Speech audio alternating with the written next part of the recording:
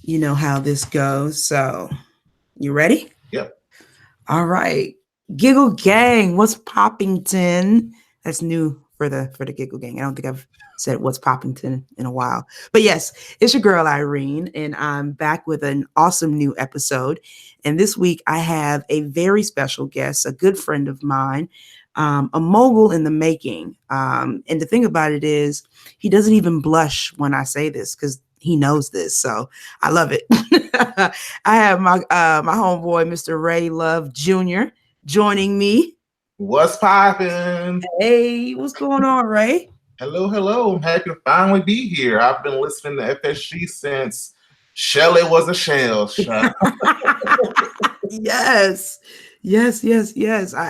I love the fact that I can have folks who listen to the show on the show, but also folks that I actually admire. So I really appreciate you being here. I know you've been listening to the show for, I think you've been listening since we started.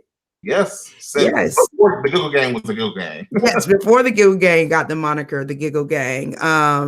So it's Interestingly enough, I started listening while I was back home in Miami really during the holidays. Yeah. Mm-hmm. okay. That's what's up. How did you even find out about the show? Like I always ask folks when they listen or when they come up to me, I'm like, how did you find out about the show? Not like I'm not advertising it, but I always like to. I just think it's an interesting thing or concept to understand.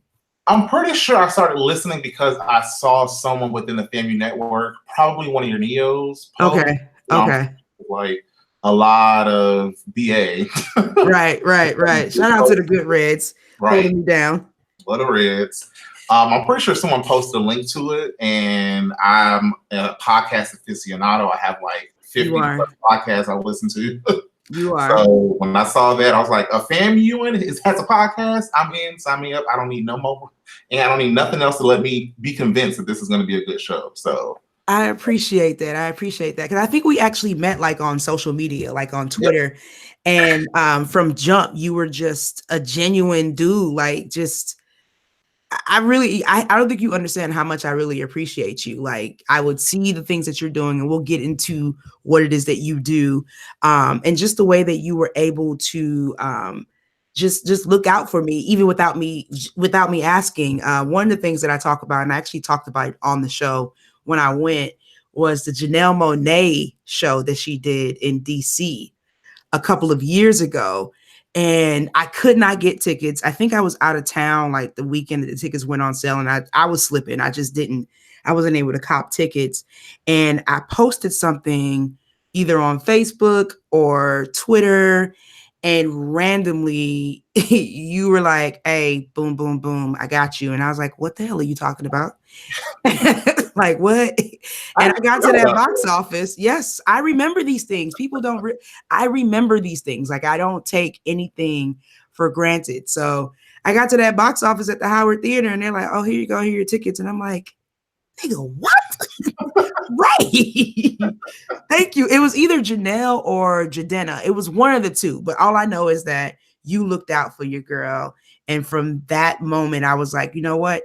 He's solid. He's good with me. Anything that Ray is doing, I'm there for it. And then most recently, I ain't going to put too much of our business out there, but everybody knows I was furloughed and things of that sort. And you once again blessed me unexpectedly. And that really touched me. So you have no idea how happy and humbled I am to have you on the show today, because you've done more than just what you do in your regular life. Like you've looked out for me when you really didn't have to, because you just didn't. So thank you. I appreciate that, Ray. Of course. I mean, as a rattler, we don't just say family. Like family, being a family is what we are. Like that's what keeps our network thriving and going forward. And I'm just like, if it's somebody that I love, who's doing something that I love, who's a part of my creative community, who identifies with who I am, then I am like, why not support this? I mean, it's just natural. Like I forgot I even did any of those things. Yes. Because it's just like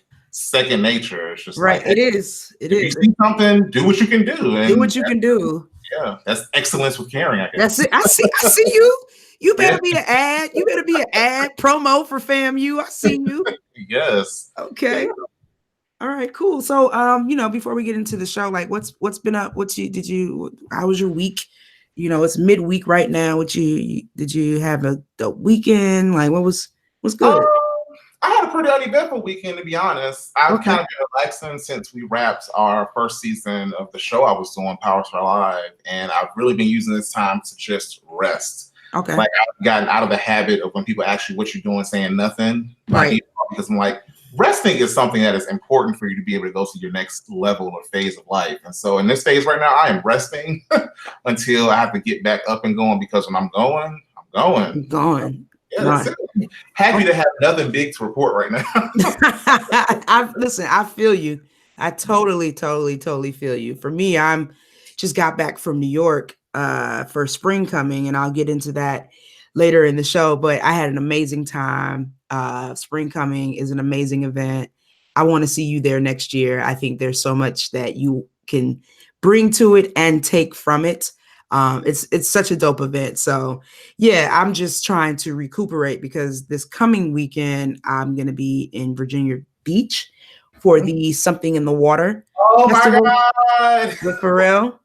Ah, Pharrell and them. So yeah, and then the following week is the weekend of my birthday. So I probably will not be able to rest until the second weekend in May, which is okay. But yeah, you know how it is. The these next couple of months are just go go. It's the summertime. Forget yeah. spring. It's the summertime. So yeah, I see your reaction to Something in the Water.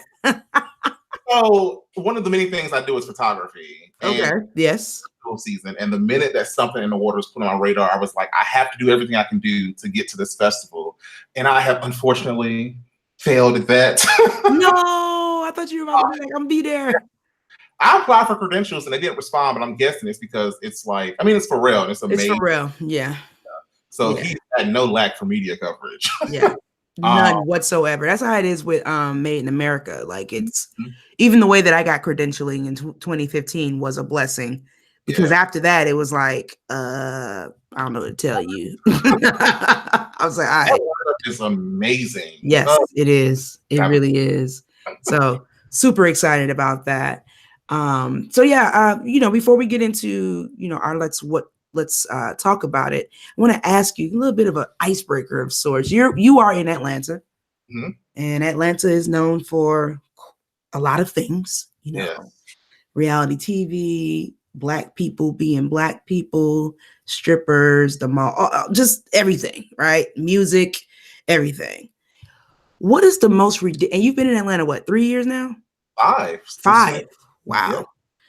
So what's the most ridiculous thing you've seen in Atlanta? Like just I don't know, man. I've seen so much crazy shit. Because I work in entertainment, I've really seen some stuff that I can't even really talk about.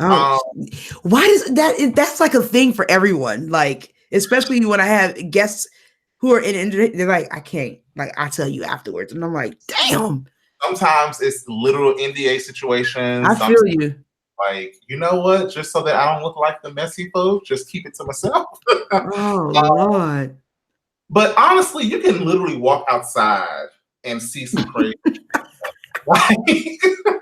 Not to say he's crazy, but I think one of the most glaring things I saw when I moved to Atlanta was Baton Bob.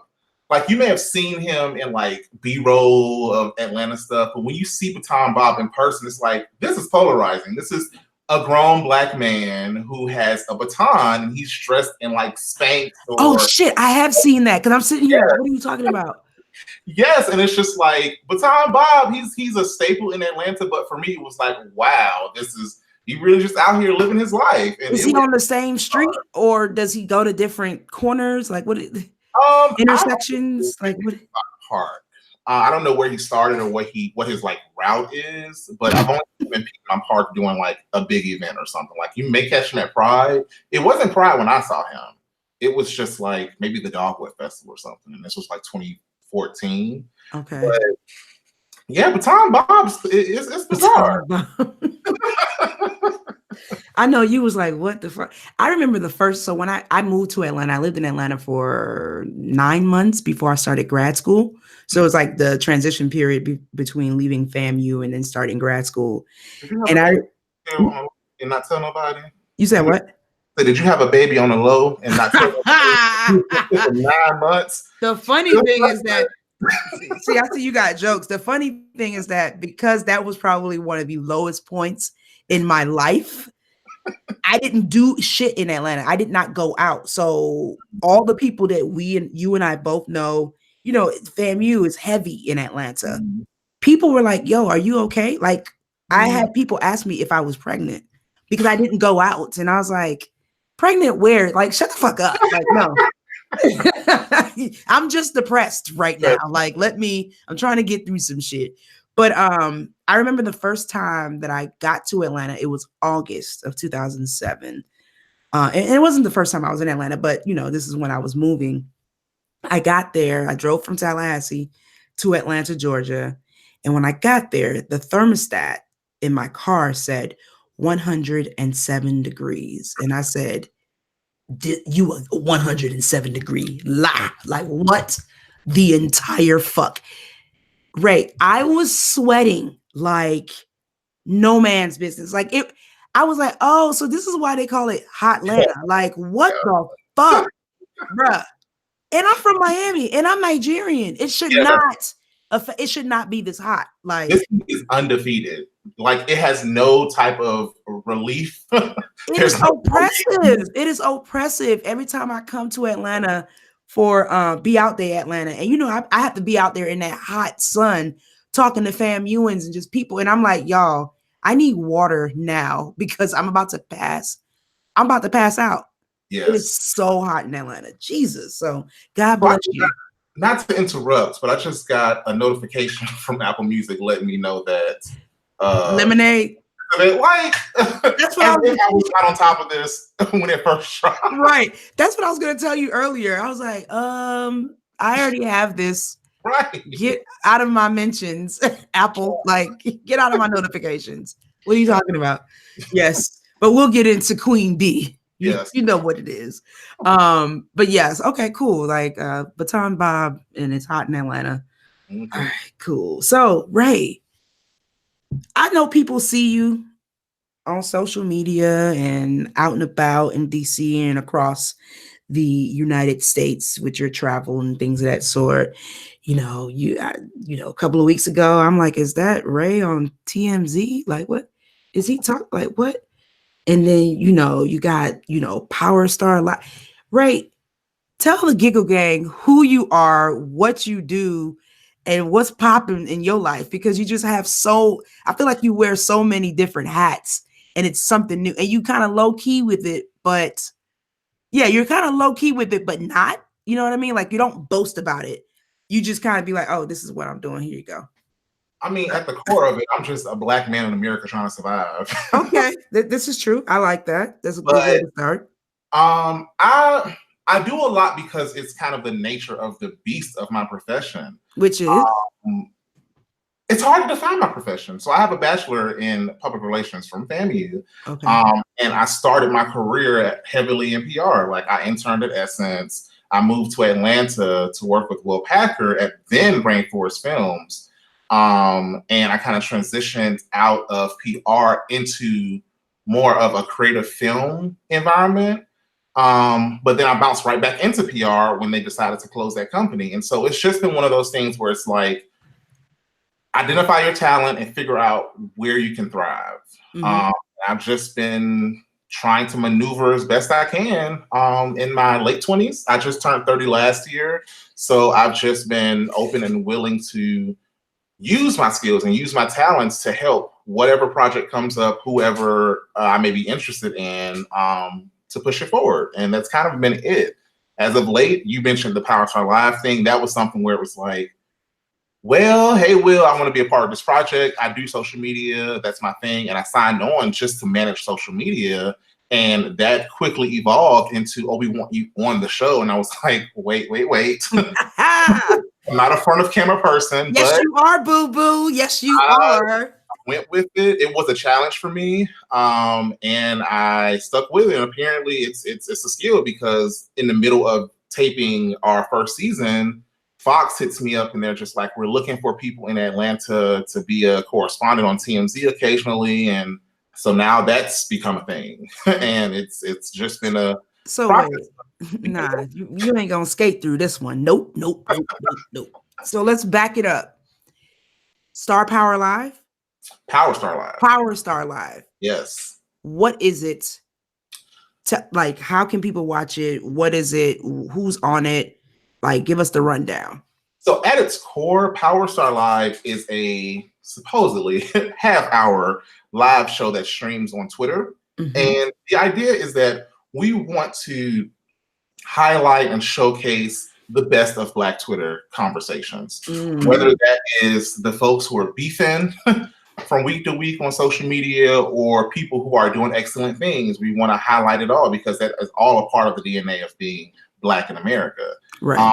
As we know, Black culture fuels pop culture. Yep. And our creators basically said, we want to make sure that we highlight, protect, and put on display all that is great about Black Twitter. And that's what we do every week. Every Wednesday at 4, we're there.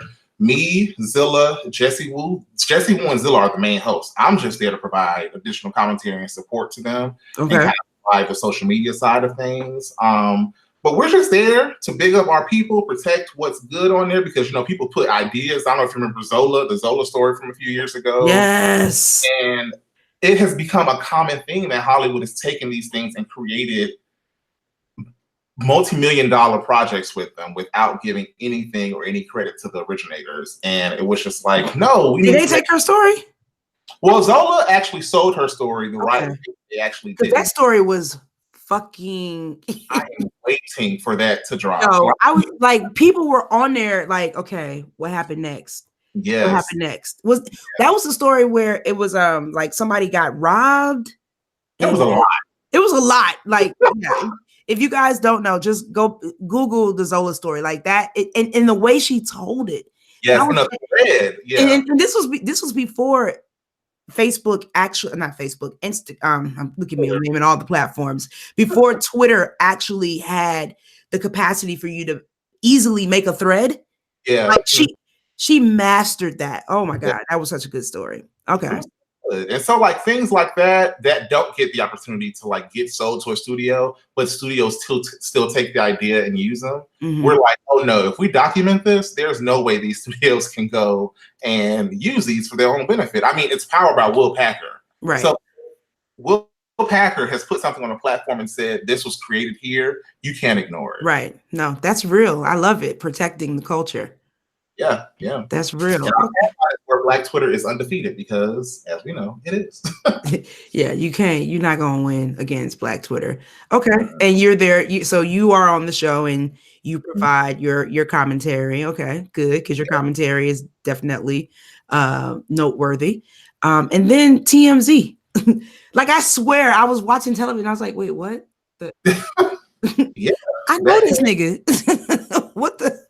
That came from Twitter too. Now I think that was like residual from Power Star Live. Like they tweeted me and said, "Hey, we're looking for correspondence." And at first I was like, I don't know, but I went ahead and gave it a try, and it's then become like a reoccurring thing. So how often do you do that? TMZ. Oh, today you're doing TMZ? Yes. Okay, look at that. You start out with FSG and with TMZ. I see you looking busy. Okay. And how's that been? Like, what has that experience been like? Like, I know you've gotten feedback. So like, what's it been like? It's been interesting. Because people from everywhere, like my uncle who lives in Detroit, my uncle as in my grandmother's brother. Oh, wow. It was like, did I see you on TV today? I was like, yeah. So you never know who's watching these things. Like it spans apparently generations. Like he's like 70-something years old. Wow. So yeah, that type of like being noticed in that way is different for me because like I said, I play the background. Mm-hmm. Publicity, I produce, I shoot, but I'm never like the subject or the face of anything myself. So that's been an adjustment for me out here. Like I barely post my Instagram because I don't require that type of attention really. Right. So, yeah. No, I see you. You're sharpening your tools because this is just building you up for something even bigger, better, and greater. So I see you. From your mouth to God's ears. That's it. So what's the ultimate goal? Like you're doing these social media, these digital platforms, you're corresponding on, pop culture, current events, like, and you do photography, you have PR under your belt. What is the what's the end game, mogul? There is no end game when it comes to media. It's ever evolving. And with Okay. that, it's understood that I have to be willing to be malleable and adjust. That's key. That is key. Are like as I mean, I'm an older or elder millennial, as they say. Mhm. So I've seen the generation above me be very rigid and traditional in their approach to career. Mhm. And I've seen that kind of play at its worst for them. Like when the recession happened, I witnessed that occur. And I've worked in media spaces where it's like, oh, we no longer want to have an editor in chief for our magazine. We're just going to call it something else and go mainly digital. So it's like making sure I always stay flexible is important. So I try not to pigeonhole myself into a set goal of sorts or approach to what I want to do with my career. I have the skills, I have the things I know I would like to do, and I'm just going with that and being as fluid as I can be in this career approach. Okay. I appreciate that. I like that. I really like that. So you said that Power Star Live Yes. just wrapped its first season. Yes. 10 So episodes. 10 episodes. So is there a way for folks to watch the past episodes, or do they have to wait for the next season? And if they do you have any idea when that next season will start? Our next season is slated to start in the fourth quarter of this year. Okay. I haven't set an exact date yet. Okay. So as soon as that's available, we'll be blasting that out. But as of right now, you can find our old episodes on YouTube. Okay. Yep. Dope. Well, I hope that the Giggle Gang got to know a little bit more about you, just as far as your background's concerned. I want to go ahead and get into our water cooler notes. Yeah. First and foremost, I want to it's kind of a somber note, but I did want to pay my respects to Nigel Shelby, who was a 15-year-old teenage boy out of Huntsville, Alabama. Was it Huntsville, Alabama?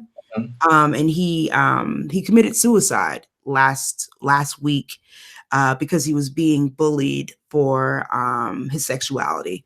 And to honestly, for me to come back from such an amazing weekend, and then the first thing that I see on my timeline, is this very, very sad story. It really, I don't know, it really hurt my heart because we've been there. We've grown up in school. We were kids, picked on for whatever reason. And it's it's unfortunate because kids can be fucking cruel, right? Yeah. Kids can be cruel, but to not understand what this young boy was going through, for him to feel like it was not okay to be himself, and for the bullying and the taunting and the abuse pretty much to get him to the point where he felt like the only way out was to take his life. If folks don't see the terror in that, we really have a problem. So I don't know. I definitely wanted to share this story and get your thoughts on it, because I saw your post. Your post was one of the first ones that I saw, and it just broke my heart, because on one side people are like, but it's 2019 and gay is the new in, and pride this and pride that, and look at Dwayne Wade and the way that he deals with his young son. Like, it's not that serious anymore. And it's like, no, that it is. It's very serious. So I don't know. I think this is definitely just another example of how and why it's so serious. Us having pride and having a thing to celebrate who we are, it's not a thing to be a fad or a trend. Mm-hmm. I feel like the worse it gets, the louder we have to be as a culture in order to say that it is okay to be who you are, because in communities like Huntsville, Alabama, you may not see that. And so the only place you may see it is on the news or in the media. And so we have to make sure that we make Pride as big as we can make it so that it can reach these people who don't have direct access to this within their own communities. Right. And as a matter of fact, kind of tying back into my Power Star Live experience, I never really outwardly kind of expressed my gayness as like a Black man. And I experienced my first public stance of sorts while on the show and sharing some of my stories as we discussed, like Zion Wade, who's Dwayne Wade's son, going to Miami Pride. And so I think it's just important that those of us who, no matter the size or scale of our platforms, who have a platform, make sure that we are being visible and being open. As difficult as it may be to accept that within our own spaces, because it's important for people who follow you to see that and say that someone I follow, someone I admire is out here being their authentic selves and showing me what it looks like to live that life and showing me that it's okay. It's perfectly okay. There's a space for you to live that life. Right.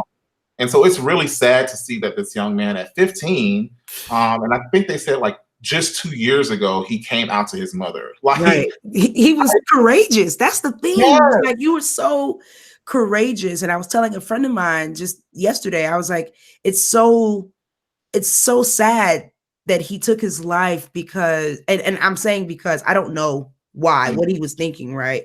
But there for me, there obviously was someone that wasn't there to tell him it is okay. Like, it is, bruh, you fought more than half the battle to come out to your parents. Yes. That's pretty much it right there. At 15, at 15, 13 when he did it, like that was the last thing I was trying to think. I don't know what. Like, no, I don't got nothing to talk about. What you? Right. No. Right. And it's funny because just last week, a really close friend of mine who I met at FAMU, he was like, "Were you in the closet when you were in undergrad?" And I was like, "What? No." I was like, "I've always been who I am. I just never, for whatever reason, I never come out or announce." I was like, "This is just who I am." Like, my straight friends didn't have to say that I'm straight. So I was just like, right. My life. And at the time that he met me, I just so happened to be like on year one of my what turned out to be 3-year celibacy. So it's just like he never really experienced me as a dater in college. Got it. Me with my boyfriend who I've been with for 2 years, and he's like, "Oh wow, like you're really a Black gay man." I'm like, "Yes, I've always been that way." Nothing has changed. Like, So yes, young King Nigel Shelby, we love you. My heart definitely goes out to you and your family.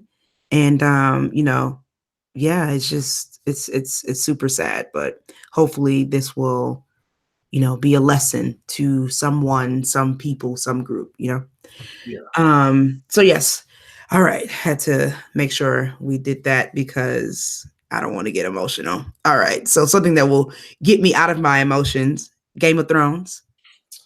Sir, do you watch Game of Thrones? I must be in the 1%. All right. Does not watch. All right. Show's over. See you later. This was great. And I'll see y'all. I will say next week. I watched 3 seasons. Like I binge watched 3 seasons last summer. 3 seasons and you weren't convinced. Oh my God. You got this is I don't know if you listen to the read. Well, yeah, you listen to it. I'm sure you do. Yes, I do listen to the read. I haven't listened in a while, but I need to catch up. I love the read. Crystal and Kid Fury were going back and forth about Game of Thrones, and I was just like, okay, let me give this a try because if they're talking about it, then it must be something I can get with. But I watched 3 seasons, and I think just the type of fantasy show that it is, it's just not my thing. Yeah, and I get that. I was like, I get the stories, I understand, everything, but I was just like, it just wasn't my type of show. And I was like, everything ain't for everybody, and it's just one thing I'm gonna have to sit out. You know what? You're right, and I get that. I totally get it. So I'm not even gonna give you a hard time about it because again, you acknowledged it, you tried it. Hey, it wasn't for you, and that's it. You're also not one of those people who has to announce to the world that I don't watch it. I think it's weird. Like, listen, people, it's okay. It's just like the people who are like, oh, I don't really like Beyonce, or like, people who say asinine shit like Solange is better than Beyonce. Really, sis? You like what? No, let's not do that. Okay. Right. Now you're talking crazy talk. So I get it. I just wanted to, I talked about it on the last episode, but we've been waiting 2 years for this last season to come. And for all these now rumors, because I thought it was fact, but I guess not, rumors that it was only going to be 6 episodes this season, and it was going to be 2-hour episodes each one. Come to find out, that is not the case. They are an hour long. I think like episode 4 maybe 80 minutes long, and then the last 2 episodes maybe 85 and 90 minutes, but they're not 2-hour long episodes. Like the first 2 episodes were only an hour long, and I was very upset. Very, very upset. Because I'm like, we've been waiting 2 years for this shit. You definitely deserve more. Like, I know. Come on. And the first 2 episodes ain't really been all that. Like they're typical Game of Thrones seasons where the first couple of episodes you're like, all right, like I'm gonna stick it through. And so they haven't up the ante for y'all. You said what? They haven't even up the ante for y'all yet. Not yet. And because that's the normal course of this show. Like the show is typically 10 episodes. It's usually episodes 8 and really episodes 9 that are like, what the fuck? And then episode 10, the last episode of the seasons, will set you up for the next season. But yeah, so I'm kind of just sitting here watching, twiddling my thumbs, like, all right. I will say the memes have been funny. Like, they are. I don't watch them, but my boyfriend watches it. And so when I see a funny meme, then I'm like, it's just funny. I send it to him. And I'm like, maybe you understand the context of which this is funny. Like, there's one of like a dog going through the house as someone's walking around.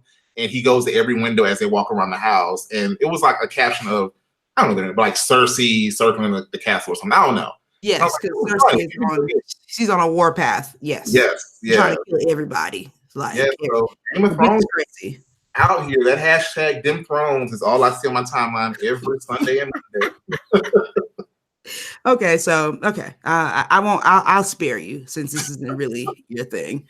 The presidential election is starting to look a little crowded. I think I'd rather talk about Game of Thrones if this is what we got. The only reason why I bring it up is because Elizabeth Warren, who was a presidential candidate, and she got my ears percolating. She announced this big student loan forgiveness, if you will, plan. Yeah. So I'm like, now Lizzie girl, about canceling these loans and charging the rich folks 2 cents? 2 cents for every dollar after their first 50 million or something like that. So like if you make over 50 million, which is, but the thing about it is I'm looking at her plan and I'm like, this shit makes sense. It makes a lot of sense because I had read something last week on because Notre Dame burned down or what have you. I hate to sound callous, but you know what I mean.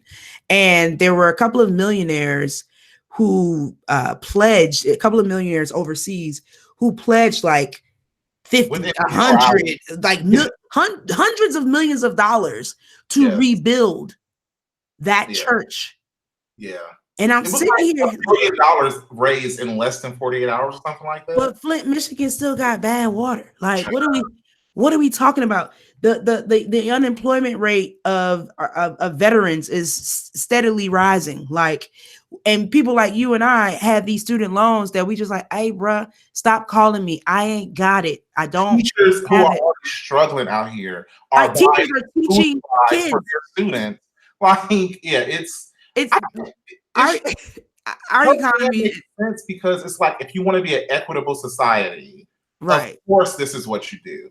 But when you want there to be a separation of class and the separation of just society in general, you have people who don't want to pay 2 cents on a dollar. That's wild. So again, I like what Elizabeth is talking about. I'm going to do my research because there's going to be plenty of opponents and pundits that say it's not possible and this, that, and the other. But in these last 2 years, we have seen that anything is possible. Okay. Yeah. whether for good or mainly bad if we're talking about Agent Orange. So I'm Liz, like I might have to jump on her train. But I'm being cautiously optimistic. That being said, oh my God, Joe Biden is supposed to be joining the crew. I think he's announcing tomorrow. Here's the thing. Uncle Joe, you cool. Like Uncle Joe, you cool. You cool. You was great as Obama's sidekick. As Obama, like I loved it. But I'm gonna be honest. I'm talking to my people. I'm talking to my peoples, right? Like the Giggle Gang. I don't really see it for Joe as the president. Like I don't. I don't like, and I know Black people, we are very forgiving people. We're very welcoming people. So as soon as Joe was, the vice president, and we realized, okay, he, I'm using air quotes, has Obama's back, we were quick to jump on the Uncle Joe train. But if you really go back and look at Uncle Joe's track record from back in the 80s and the 90s, like, nah. Like, no, like we got to be careful. It's just like how Black people were like, oh, Bill Clinton was the first Black president. No, that's how the prison school to prison industrial pipeline, or whatever you call it, started. Like, let's not, Black people was going to jail at a rapid rate during that presidency. Like, we got to be smart about the way that we support these candidates. So I don't know, Ray, I feel some type of way. Like I first of all, he's way too old. Like, I just think he's way too old to be joining the race. But some people will say that Elizabeth Warren is old, but I don't care. Bernie Sanders is the oldest of them all. Bernie like 106. Like he's up there. Yeah, so, I think the idea of Joe Biden had people excited before we actually got to this election, because they were like, oh, maybe that means we can have Joe Biden as president and Obama as vice president. Right. No, that is not what's happening here. I just think that Joe Biden, his track record, as you said, speaks for itself. And I don't think a lot of us are over the Anita Hill situation. He didn't come in and support sis. And he's going to have a lot of things to overcome before he gets voted as president. So yeah, it's going to be interesting to see. But did you see the other candidate? What was it, Pete Buttigieg? I think he did a town hall a couple days ago, and there's this like video of this one Black girl in the audience who looks confused as he says that incarcerated felons should not be allowed to vote. And she looks confused. Yeah, she's just like, do y'all hear? Yeah. She's basically like, what do you mean you can't? Like, what? Why? Why not? Yeah. Yeah. So yeah, what do you think about that? Like, do you think prisoners should be allowed to vote? I think that when you go to prison, there are certain rights as a human, or let me back it up. There are certain rights as an American citizen that you are stripped of. Yeah. So I do believe that if you are currently in prison, that may very well be one of the rights that you just don't have. Yeah. I do believe that when you are released from prison, you have done your time. Paid your debt to society. You paid your debt to society, whatever that debt is, whatever that time was, and you should be your rights to vote should be restored. That I wholeheartedly believe, but I don't see myself being like, yeah, let prisoners. No, that's why you're in prison. Like, so prison does not afford you those liberties. Like, you don't get that while you're in prison. Like, no. Yeah. And that's what essentially exactly what he said. So it's been interesting to see how people react to that, because I do feel in agreement with you that if you're in prison, like being in prison is basically locking down certain rights that you have, like certain privileges. Right. And I think that voting is a privilege. Like, we know other countries are not allowed to vote in their leader at all. Right. And so I would be open to observing and seeing whatever policy comes up with an option for prisoners to vote. But I just, as it stands right now, I don't see it being something that's sensible. So I don't know. It's been interesting seeing everyone's mixed reactions about this. But it's funny you say sensible, because I think that's really what it is. Like, what makes sense? Because of course, if you to go deeper, folks are like, well, what if it is contingent upon the type of crime that you committed? Right. You know, murder versus larceny or what have you. But that's when you start getting deep into the weeds. And I'm like, I ain't got time to do all that. No, if you're in prison, yes, cut it across the board. Like, no, it's just like if you get in trouble at home and you're on punishment. Yeah. Like, this is what your punishment is. Like, you don't get to do the things that you would otherwise be doing if you weren't on punishment. That's why it's a punishment. Right. Like, how many presidential candidates are there at this point? I feel like we are oversaturated. Like 133. Like, it's crazy. I'm like, I hope that this quickly scales down because we have politicians out here who are, in my opinion, front runners. Like Kamala Harris. And like, you don't see much of her being discussed on social media right now. And I think it's because she's doing her due diligence as a politician to get all of her things in order before she stands up and makes a hard run for things. Yeah, like, and she has a lot to get in order. A lot of these people have a lot to get in order. I think it's good getting folks talking. I think it's good what Andrew Gillum is doing in Florida, where he's like, listen, I'm not running for shit right now. I'm focused on getting all of these reinstated citizens, former felons. I'm focused on getting them registered to vote so we can vote this guy out. Like, yes. So I like the fact that we are working from, and by we, I mean anyone who's against Trump and the ridiculous politics of the Republicans. I think I like the fact that we're working from multiple angles. Like, okay, you running, all right, great. We are running on this side to, against, you know what I mean? Like, it's anything that will get him out of office, I support. There are 19 Democrats running, and that does not include Biden.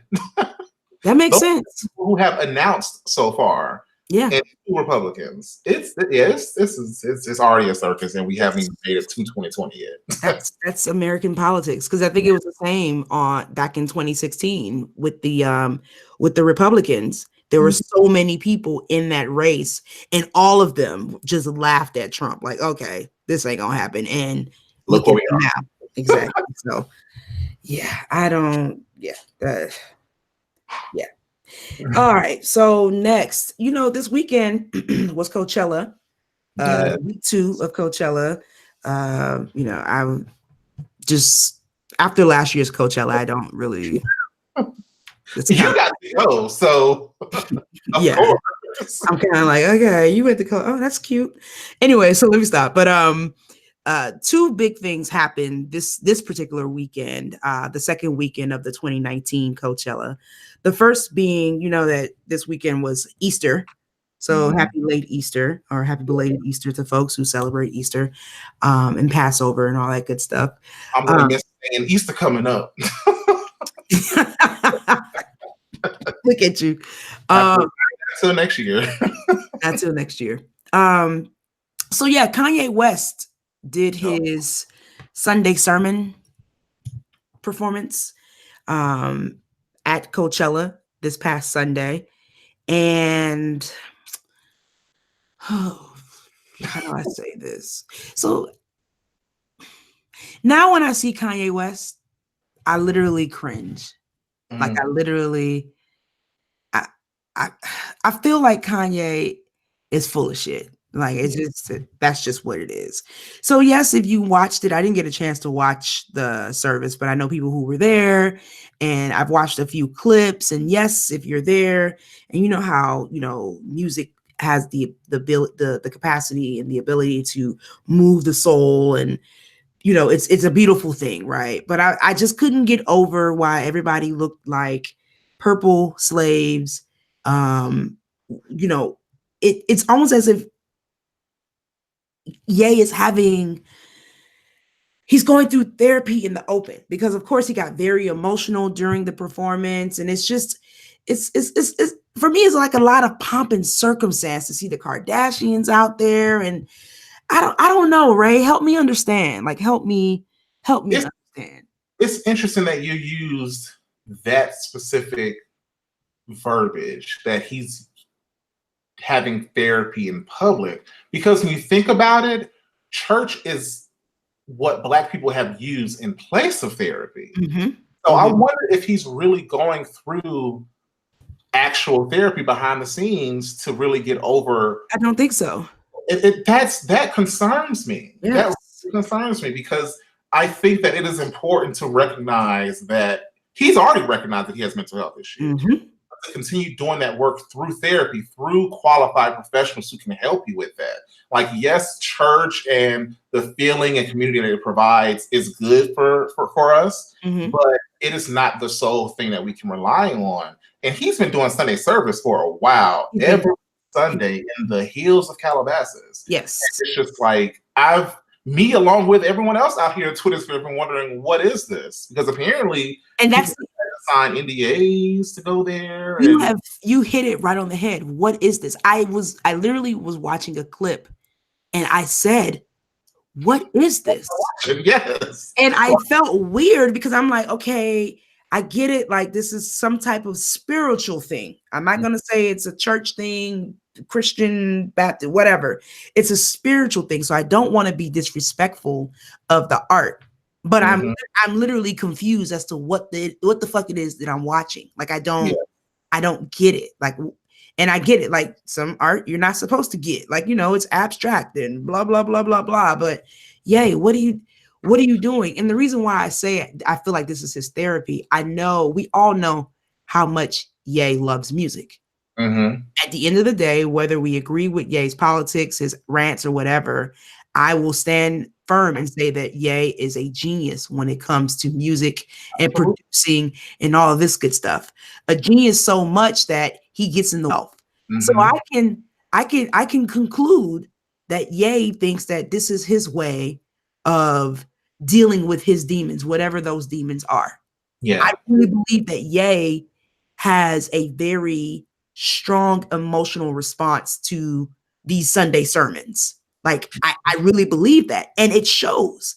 Like, he literally was in tears, crying, like bawling. And it's like, where is that emotion coming from? What is that emotion about? Like, what is that? And it's like, it's hard to get behind Sunday service because, like you said, there is nothing that we can use to substantiate where this emotion is coming from or where it's going toward. Like, right. The thing about the church and the thing about how we worship and religion is that we recognize there are sacred spaces and there are people and things and traditions that we use to open up whatever we believe in to worship. And you, sir, coming up here and deciding you want to remix your hip hop song into a gospel version with the choir does not a worship moment make for me. I'm sorry, I cannot, like, while it's sonically beautiful, it's not something that I can say, oh, I need to be a part of this. Like, I have to draw the line somewhere. Entertainment is entertainment. Right. You charge $200 for somebody to buy a doggone sweatshirt that says Holy Spirit. It's too far. And that's the other thing. It's like, okay, yay. Now, come on, bruh. Like, you got to stop with the slave clothes. And I'm dead ass, like, the shit, they look like runaway slaves. And I'm like, you had the audacity to add a purple tint to this shit? No, seriously, right. Like, the Us movie. You said what? You seen the Us movie? Yes, I had. That's that is now my reference for Kanye clothes. He makes tethered clothing to me. Tethered. Oh my god. That is all that looks like. Tethered clothing. You hit it right on the head. I'm like, bro, who's doing? Like, what are you doing? Like, what are you? This is not. It's not cute, and I don't know. It's just. It's really weird. It's contradictory to the Kanye that we grew up to love. The Polo Don, the Louis Vuitton Don. Like, what are we talking about? Like, contradicting everything that he essentially told us he stood for. Everything. And honestly, listen, I don't know these people. You know how I feel about B. You know, Jay, he's there. Yeah, whatever. But you know how I feel about B. And I get it. Like, everyone, we don't know the interworkings of these people's lives and relationships, right? But to know that B, Jay, and Kanye were so heavily intertwined, like, it was nothing for Ye to talk about Beyonce as his big sis. Mm-hmm. Ye and Jay, that there was always a big brother, little brother, relationship. The whole Taylor Swift thing was behind Kanye defending Beyonce, rightfully so. Maybe Right. not proper method, but rightfully so. Mm-hmm. And to see that relationship seemingly has not really been repaired. And I think that there's steps for that to be repaired. Like Yeah. there's steps that he literally has to take as a person before that can even be a thing. Like Mm-hmm. Beyonce ain't having it. Like that's just, you're not coming around me or anything. So it's just weird. Like even the little things that we're beehivers. What B called herself Beezus on the album last year. Like, they made references to Watch the Throne. Like And basically, even this shit goes on. Like the yeah. show still goes on without you, Ye. Like, Mm-hmm. And that's another point to pull up is Beyonce has herself, when people have called her what do they call Beyonce? Beezus. When they were like referencing her and calling her God and like really trying to make that Beyonce came out, she said, what performance was that? She had it visually saying, I am not God. Yes, yes, I am not God. That was I think that was Formation. Yes, it's like her having the know-how and the deference to say that I praise a God. Right. I am myself God. Right. It's like what I think we're looking for Kanye to do, but he goes the opposite route and looks at himself as a God. And it's just like, bro. So it's weird because I've been a Kanye fan since 2005. Like that is my guy. That was my guy. But when I saw this performance or saw clips and heard about the performance, I wasn't moved. I wasn't like, oh, I need to watch this. Like, that's how I'm like totally off. Yay. But yeah, so he was at Coachella doing a Sunday sermon. Whatever. And it's like, I hate it because it's like, it's like a family member. Like Beyonce and Jay-Z being as close as they were to him reminds me of like me being as close as I was to certain family members and cousins growing up, where it was just like, it got to a point where in order to protect your sanity and your energy and where you're trying to go, you have to disconnect. And as much as it hurts you, you have to say that this is not good for me. And until this person recognizes why it's not good for me or himself, I have to disengage. And that is what they've done. That is what people do in life. And it's unfortunate. It's really unfortunate. It's really unfortunate. And you can always come back, but you got to come correct. And if you don't want to come correct, then we just have to sever ties forever. That's okay. What does Auntie Yali Van Zant say? She says, do the work, beloved. Yeah, do the work, beloved. I can't do it for you. I can't. I can't do it for you. I can all do. I love Yala. So yes. That's Kanye at Coachella. Speaking of Coachella, Ariana Grande was the headliner this year. Listen, I don't have nothing against Ariana. I think she has a beautiful voice. I've just never been a fan of Ariana, but I think she has a very beautiful voice. She does her thing, and as a human being, she's been through some shit. Like the pastor last year at Mama Aretha's funeral, the bombing at her show overseas a couple of years ago, then the death of Mac Miller and her boyfriend what was her boyfriend's name? The one that suffers from depression, the guy from Saturday Night Live. Yeah, I don't know. I forgot his name, but this is a person who's going through some stuff, right? Life, yeah. You're going through life, and so I wanted to say that so that you guys know that I have good sense, or I see the humanity of things, right? So she was performing this week, and it came out, and I don't really believe all of the rumors because you just don't know. The internet can make things up, but it came out. It was reported that Coachella paid Ariana more to do her performance. I thought this was going in another direction, child. No, wait. Ariana paid more. Yes. I mean, they paid Ariana more to do her performance, reportedly like 10 million compared to the 4 million that Beyonce received last year. And we'll get to that. Again, these are all alleged because we don't know. I'm not in anybody's bag. Okay. What's wrong? Hi. Yes, I can hear you. TMC. Hi, how are you doing today? I'm good. How are you? Good, thank you. I'm just waiting for your camera to load just to make sure everything's working fine. Okay, is it? I can see the logo. I don't know why I'm not loading. I see myself. Yeah, it's something that's been happening a lot on our side lately. Let me call you right back. I think I'll fix it. I'll call you right back right now. Okay. Thanks. Apparently, they're having tech issues. So they're calling early just to make sure. Yeah. Is it done live? That's what I meant to ask you earlier. Hi. There you go. See, oh, perfect. Can you see our newsroom? Yes, I can. Perfect. And is this where you're going to be when I call you back? Yep. Cool. So in an hour, I'll message you a topic I have you down for and what time I'll call you up. And we're all set to go. All right, perfect. Thank you. Thank you. I'll talk to you later. All right, bye-bye. I don't know what they got going on. Sorry. No, it's all good. It's all good. No worries at all. So yes, I can't be in nobody's bag, so I don't know if these alleged reports are true or not. But I did chuckle when I believe Ariana's folks started trying to call it Ariana Cella or Aricella. Aricella, child. Anyway, so I believe Saturday night is when she performed.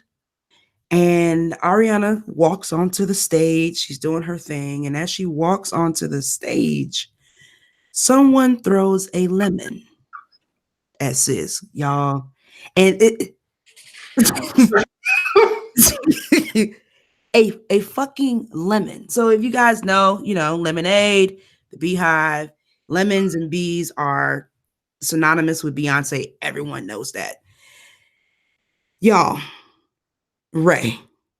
Now the Hive, y'all got to stop. Like, y'all, they bopped that girl in the chest. Like it hit her in the. I think it hit her in the chest, and then ricocheted, hit her in the chin. Like, bruh. Yes. I think she talked this, like she mentioned it. She was like, "Yeah, one of y'all threw a lemon at me, bruh." That is what my God. I think when she acknowledged as the lights were off on the microphone that someone threw a lemon at her, that is what literally took me under. I said, "Oh shit, Ariana, no, what happened? Do you know what you have to do to not only stand there, to be close enough to throw a lemon? Like whoever did this was posted up for a while. They were, because they were right by the stage. They were right by the stage. But then to time it perfectly, because she wasn't just standing, she was walking. Time it perfectly to where it hits. Because what do you do if you throw the lemon and it misses her? Like, you have another lemon in your bag? Like, it hit her smack dab in the middle of the chest. I was like, you aimed for this girl. I felt her. I was like, this is a side of the Hive that I avoid at all costs, because that is not like, bruh, like, what do you and wait, let me see if I can pull this up, because you guys, you have to hear her. It's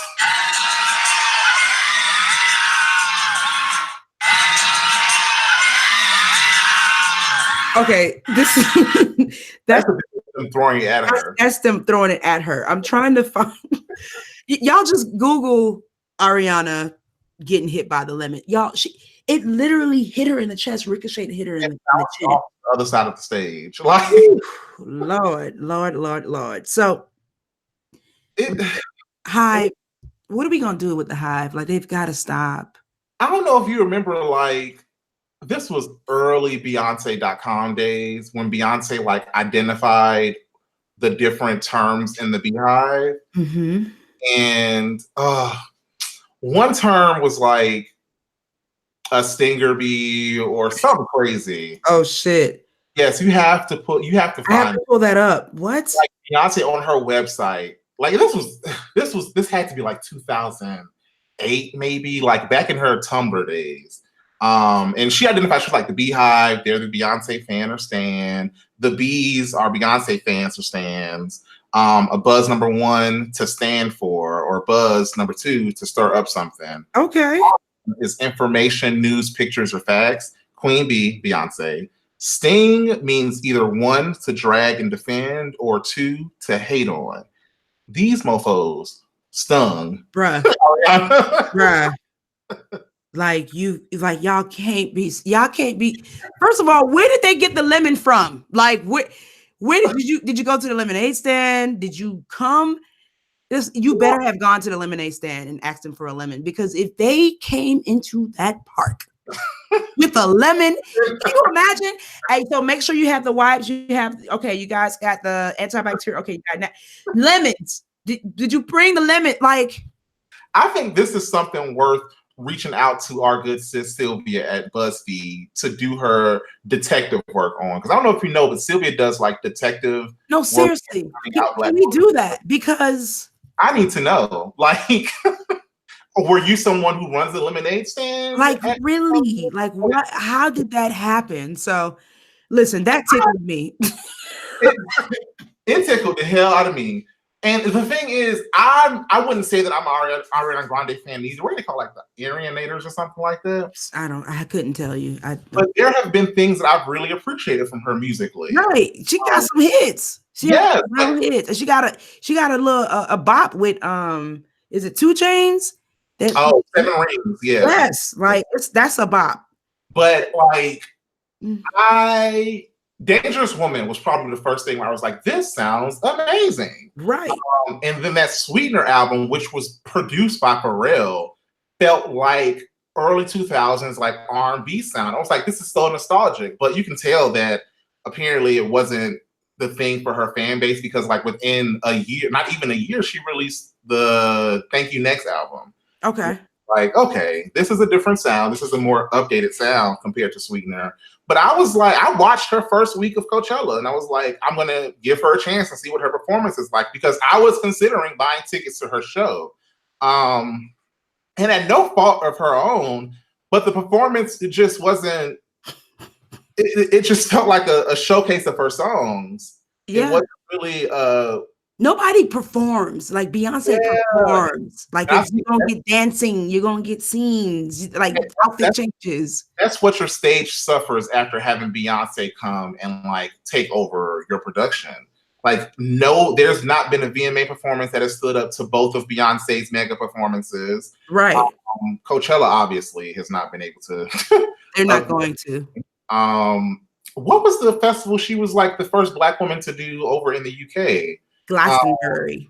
Glastonbury, yeah. It's just like she just sets a new standard.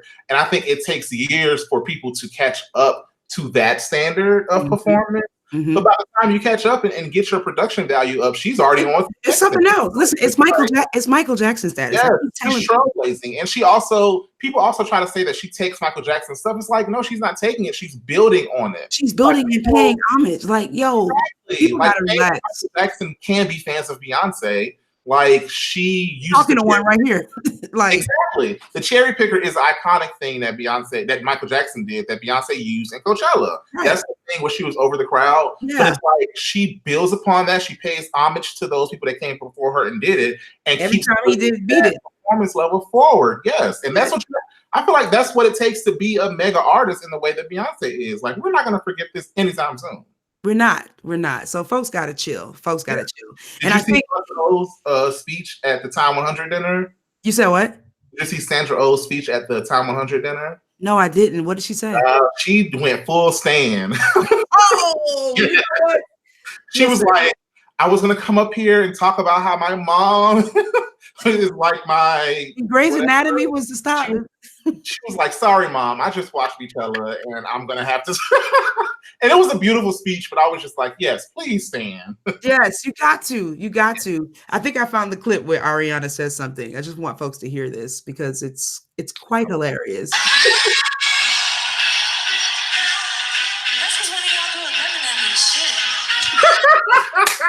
That shit took me out. What do y'all throw lemon at me? Shit. Yeah, what do y'all throw lemon at me? Shit. Listen, Ariana's cool. She cool. She made light of the situation. I just whoever that person was, I want to scold you and high five you at the same time. Not high five you for attacking Ariana because I have nothing against her. She did not deserve to get a lemon thrown at her, but it is pure comedy. It is comedy. Hilarious. Like, seriously. So of her set, and yes. she's had our features. Yeah. So this weekend, I actually had the opportunity to attend Spring Coming, the 5th anniversary of Spring Coming. Spring Coming, it's basically an event that brings together HBCU grads. And let me say that it's HBCU Spring Coming. So we all know how big homecomings are at HBCUs. And, you know, Queen Bee has further sent that message out to the rest of the world. So we take our homecomings really seriously. And a lot of times folks can't get back to homecoming because homecoming typically happens during the fall semester, during the football season, and folks have either moved away or what have you. And it's kind of hard to get back to a lot of our homecomings, especially with where our schools are located, many of them in the South and along the East Coast. So, you know, Lauren Grant and George 2.0 Peters 5 years ago decided, you know what, we're going to have Spring Coming, where we bring people to New York City. You know, you represent your school, and it's a good time. It's a time to be had for everyone. And we're not just having a good time, where there's actually programming involved, and there's actually fundraising involved for students to get scholarships who are going to HBCUs. So this year they had 9 events in 5 days. Wow. They raised over $10,000. They gave $10,000 to deserving students, 5 deserving students this year. You know, the weather was trying to be a bitch. Hold on. Get some water. The weather was trying to be a bitch, but you know what? We don't care about no rain. And luckily the rain held off. And, you know, the big event that took place on Saturday, which is school days, an on the yard event, basically like a big tailgate. And FSG had the opportunity to go out there and interview folks and just do a recap of sorts for HBCU Spring Coming. So I want to say thank you to Lauren and George for having me out there. It was definitely a dope experience out there with my mic and my camera and just interviewing folks and finding out why they were there, what they were trying to get out of the event, and, you know, just getting the experience out there to the world. So I kind of warmed my heart because folks were hitting me up like, yo, I miss Spring Coming, but watching your recap makes me want to go next year. And that's exactly the point of it. So shout out to HBCU Spring Coming for inviting FSG out there. And you know, it wasn't just about partying and giving away scholarships. They actually also have a partnership with Twitter. So on Friday, there was a hackathon where they got creatives who are into the digital space together in a room just to figure out how to, I think this year's hackathon theme was figuring out how to support African-American politicians, namely those who did go to HBCUs. So, you know, there's a lot going on during the weekend. And like I said, this is the 5th. This year was the 5th anniversary of Spring Coming. And, you know, I'm just super excited because I remember the first one back in 2015. And I was like, yo, Lauren, this is here to stay. Like this, you have something big on your hands. And like you and I were talking earlier, Ray, just to see people walking in their purpose.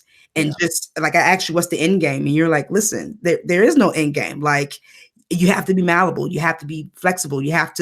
It's okay to be good at a whole bunch of stuff. Like it's perfectly okay. Like go ahead and do that. I always tell people I really look up to Diddy. Like Diddy produces, makes, sells vodka, sells cognac, makes clothes, like everything, has a cologne, supports his kids. Like we ain't had a Bad Boy album in years, but Diddy is still relevant in the culture. Like that's just what it is. It is okay to be good or to think that you're good at multiple things. Like if you find out, if you do it and you realize you're not good at it, all right, stop. At least you tried. But these are the things that motivate me. So just to be in New York City, Harlem specifically, this weekend for a very good cause.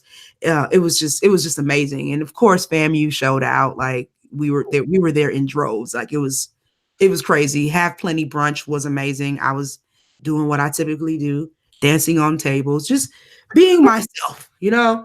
So, you know, it's just all this love and admiration for HBCUs, especially now.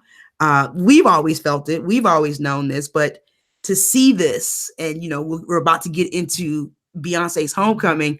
It was just amazing. Like it looks like a good time. Like yes, it looks yes. like you have fun. That's just what the spirit of, like, you know, being an HBCU student and graduate is. It's like making the best of what we have and then celebrating everything about our uniqueness. And I'm still sick that I've not been to a spring coming yet, because I've already told you you're coming. It's on. We've already recorded. Yes, you're I gonna be on my calendar every year, but every year something conflicts with it. But I'm going to be at spring coming. Yes, Especially you said it was like 9 events in 5 days or something. There were 9 events in 5. They started on Wednesday, I believe. I got there Friday because, you know, job. I mean, I love it, but yeah, 9 events. Lauren, that is the most FAMU of any homecoming. Like, you know, FAMU has 1,000 things happening at the same damn time, and it's like you are on a marathon. You're gonna make all of them, and all of them gonna be just as lit. It sounds like exactly what that is a replica of. So I have to make it out there. I have to. And it continues to grow each year. Like, I mean, they had partnerships and sponsors ranging from Twitter, Unilever, who else? Google, Polaris, Slingshot, like just so many dope major brands who want to connect with our community and connect with the culture. So shout out to HBCU. Spring coming. Shout out to Lauren Grant and George 2.0 Peters. Listen, y'all are doing some dope shit. Y'all are doing some dope shit. Speaking of doing dope shit, the reason why you and I really vibe, really connect. So April 17th, 2019, Beyonce decides to drop on Netflix Homecoming. And it was like the build up to that. We had like what, 4 days notice or something like that? 4 days. But let's back it up though. You got to back it up. It's literally a year to the day where she performed it the first time live at Coachella. Yes. Before we get into the content, can we just talk about the beauty of the mastermind behind it? I stand an intentional queen. Like, she knew, like, she always does things with intent. What did her sister Solange say? Or put on her album rather, do nothing without intention. Do nothing without intention. And Beyonce continues to show us that she's not just doing this one thing for some singular use. Like, everything she does has multi-purposes. Beyonce, what it is. Beyonce shadily asked, "Where your boss at?" Like, who? Because you ain't. Where your boss at? Like, let me talk to that part because I'm here to collect the bag. Okay? A capital B means I'm about that life. Like, okay. Yes. So it was, of course, an event. It was everyone went crazy last year when the performance was streamed live in its entirety during weekend 1 of Coachella. Like, we stayed up till 2:00 in the morning because you know, on the East Coast to watch this live. Yeah. We lost our shit because it was like, wait, what's happening? Is that the 100? Like, is that no idea what the marching band? Like, wait, huh? We had no clue. No, none whatsoever. So, and that was week 1. So, of course, you know, week 2, I'm blessed to be able to attend. Perfect vision, sitting right in front of Beyonce, like 5 feet. Like, oh my God, I can't believe what I'm watching. But we did not find out maybe until a couple of hours before Beyonce was going to perform weekend 2 that weekend 2 was not being streamed on YouTube. Right. So people were pit, like people were mad. But you fast forward to 2019, you now understand why. It's like, no, I have bought the rights to this. This is mine. Yeah. So if these rumors are true that Ariana was paid more than Beyonce, it now makes sense because Beyonce was able, if the rumors are true, again, to negotiate a contract where she gets the rights to that. Like, yes, that's a Beyonce performance, but that's a Coachella show. That's a boss move. Yep. That's a Coachella show. So to be able to take the rights to that and be like, all right, cool. So this is mine. This was real. Thank you for allowing me this platform to bring this black ass show to this white ass event. Thank you very much. And to use your white ass Google, also known as YouTube, to broadcast this to the world.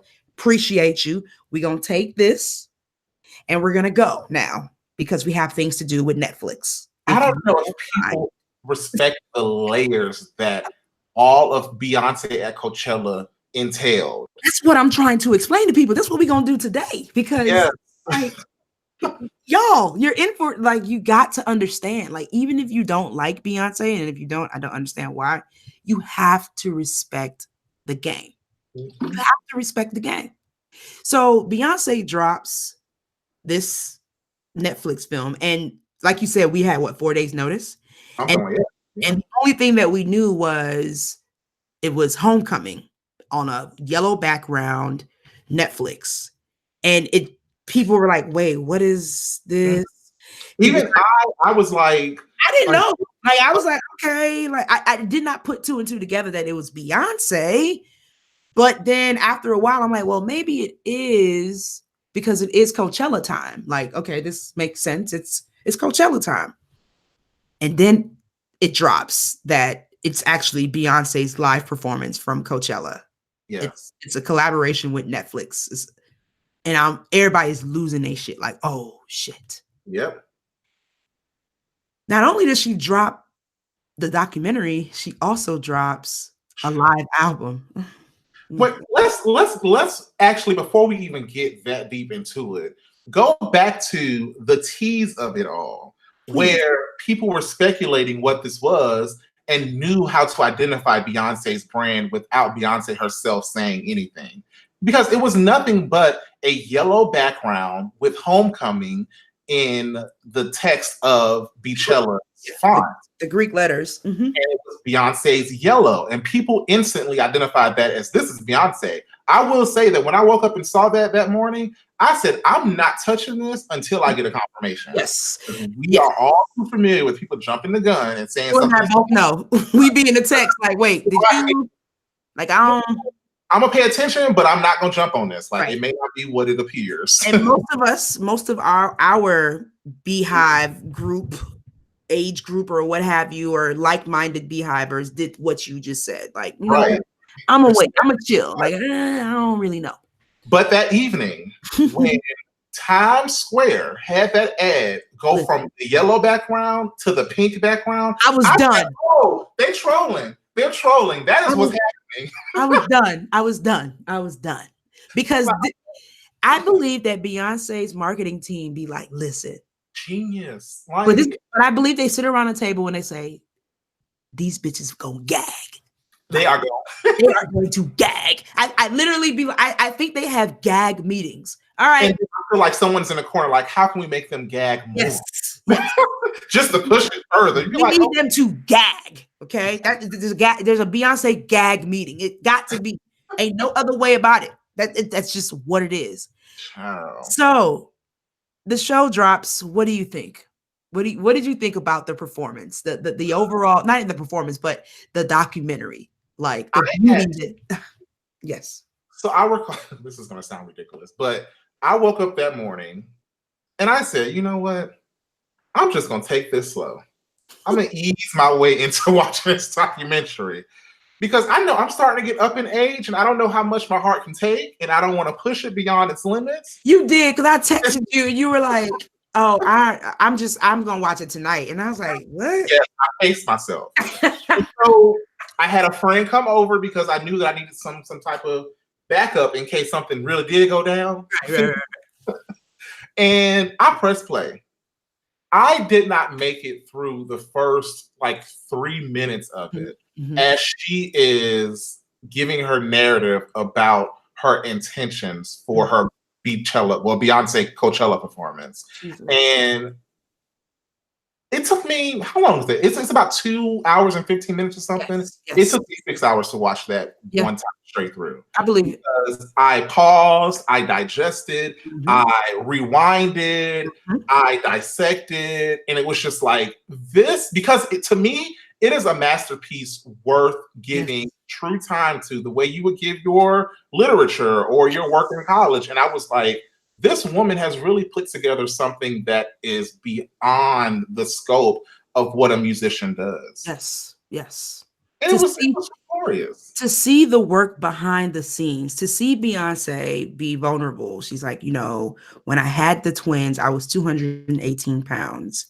And, you know, she soon thereafter had to go into rehearsal mode.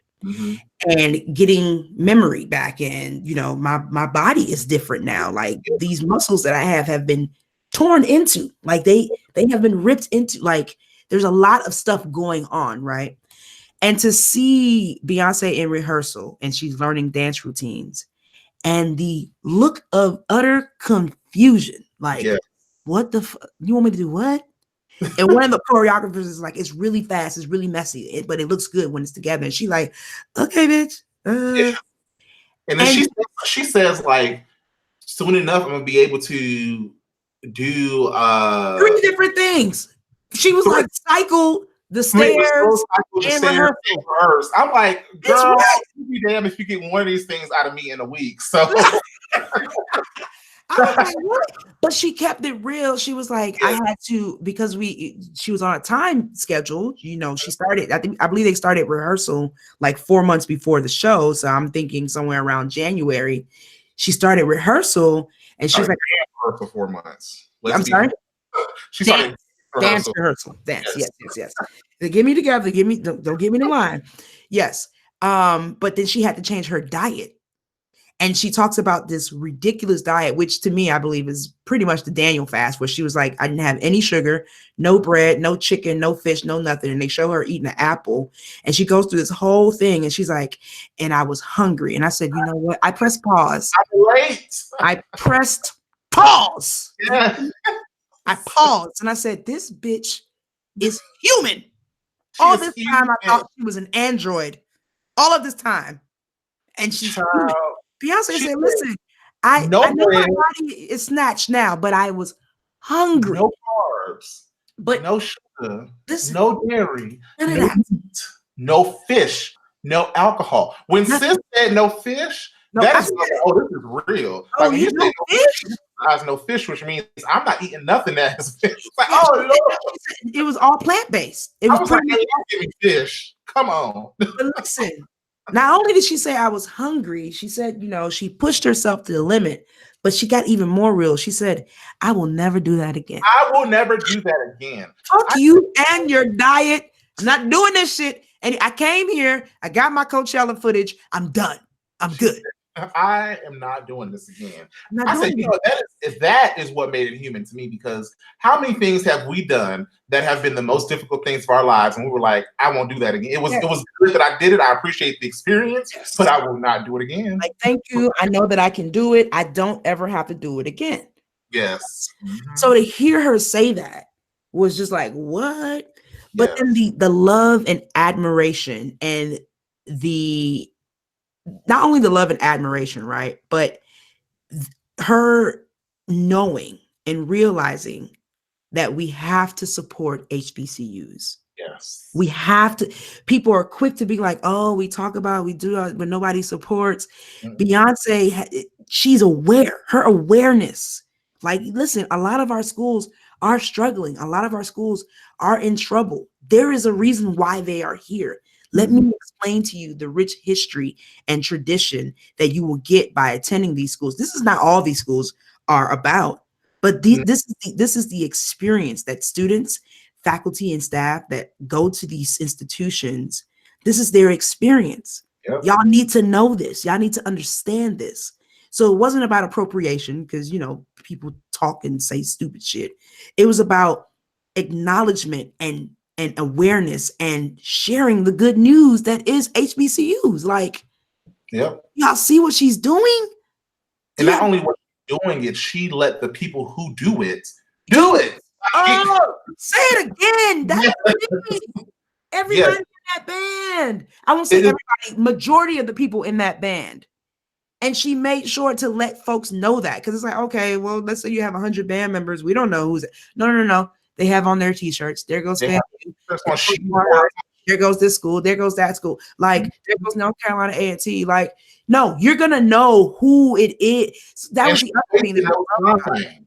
And she wasted no time in furthering that support and like saying, I'm not just doing this for me. By what was it? A week after Coachella, she announced her 4 scholarships.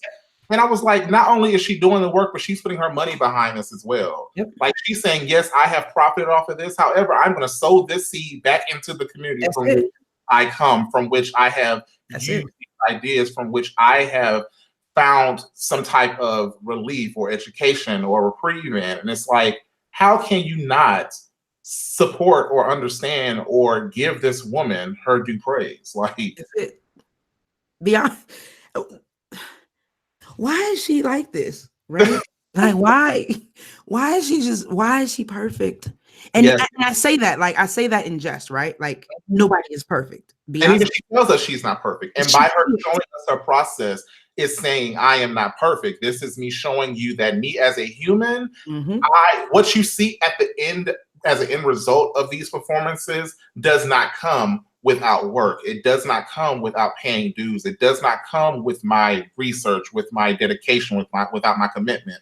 And it's just like, that is what I think that is what makes a perfect person. Like, it's just like, no, really, it's close. Recognizing your imperfections. That's it. And she talks about that. Like, we have to praise these imperfections that are so goddamn perfect. Like, what are you talking about?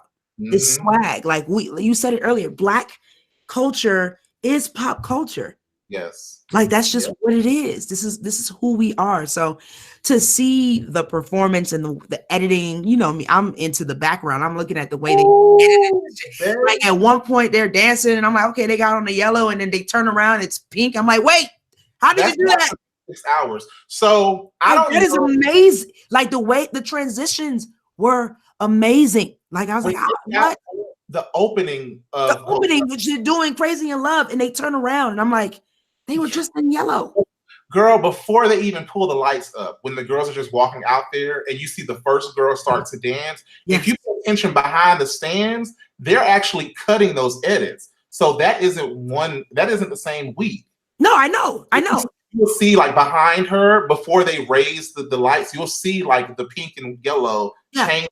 And so once they raise it and they're really into the Crazy in Love performance and you're seeing those cuts, I'm like, it takes so much to get that type of edit in there, because it's not just the camera, it's not just the edit, it's also those performers having to be on spot in the same place each time, which means that y'all have rehearsed this so thoroughly that no matter how you cut it, how you shoot it, this thing is going to be on cue.